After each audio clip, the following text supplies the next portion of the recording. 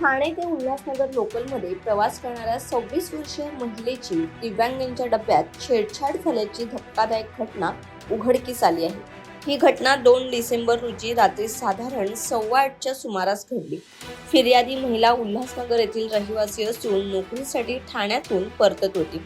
Dombivli station सुटल्यानंतर आरोपी अनुप सुरेंद्र सिंग आणि अभिलाष अर्जुन नायर यांनी फिर्यादीसोबत दिव्यांग पासावरून वाद घातला। वाद वाढताच दोन्ही आरोपी महिलेच्या अंगावर धावून गेले आणि तिचा हात पकडत विनयभंग केला असा आरोप महिलेने केला आहे।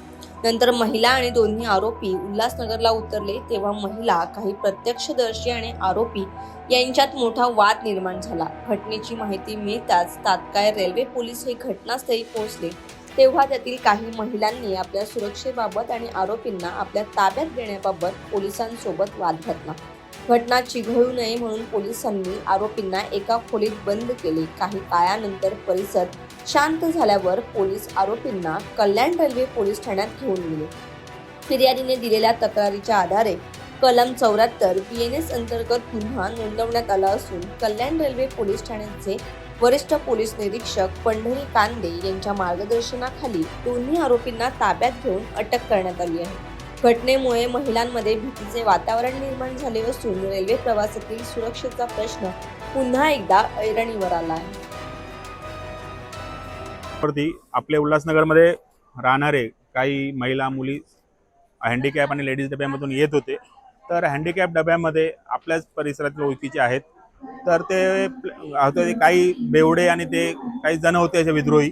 तर त्यांनी पूर्ण अश्लील चाळे करून अश्लील हावभाव किंवा म्हणजे अशा नको ठिकाणी हात लावून वगैरे सगळं म्हणजे घृणास्पद काम केलं। तर त्यांनी तिकडच्या महिलांनी वगैरे त्याला म्हणजे थोडासा चोप देऊन पोलिसांच्या हवाले केला।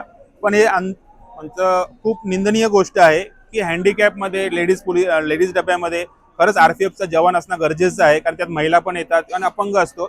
आणि चर्सी गंजटींचा खूप वावर सगळीकडे वारलाय।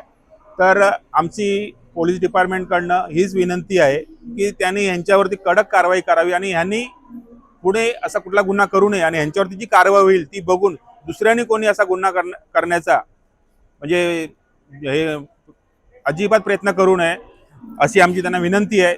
जर म्हणजे आम्ही यायच्या पहिले पोलीस स्टेशनला होते, जर आम्ही यापर्यंत बाहेर भेटले असते हा रूप काहीतरी वेगळंच असतं। कारण की असे जे विद्रोही लोक असतात त्यांच्यावरती कडक कारवाई नागरिकांनी पण केलीच पाहिजे आणि प्रशासनाने तर जास्तीत जास्त कडक कारवाई यांच्यावरती केली पाहिजे।